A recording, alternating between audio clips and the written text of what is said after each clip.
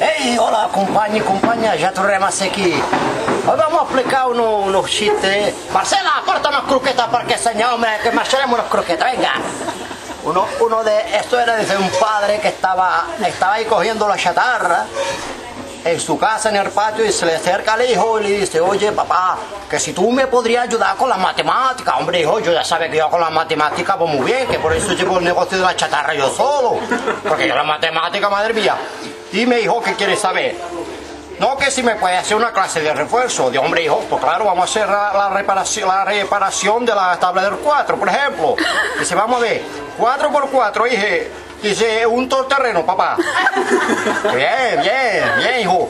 Ahora vamos a ver, por ejemplo, 3 por 4. 3 por 4, papá, esto es una oferta del Carrefour. Bien, hijo, bien. Ahora vamos a poner un poquillo más difícil. Tú imagínate que tenemos la furgoneta Saba cargada de chatarra. Le quitamos la chatarra. Nos vamos a un campo que está lleno de melones, 100 melones. Vamos de noche, cogemos 50 melones, los cargamos en la furgoneta Saba y nos venimos para acá. ¿Qué es lo que nos queda en el campo? Y dice el niño, a ver, papá, si sacamos la chatarra de la Saba, vamos de noche al campo, cogemos 50 melones y hay 100 melones. Hombre, pues lo que nos queda es hacer otro viaje con la furgoneta Saba, papá. Que claro, hijo, muy bien.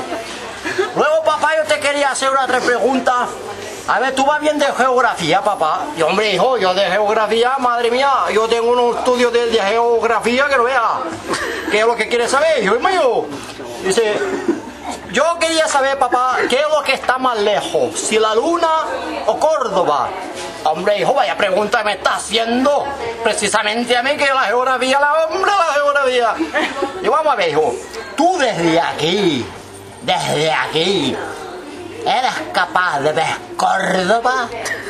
Dice, no, papá, yo desde aquí no veo Córdoba.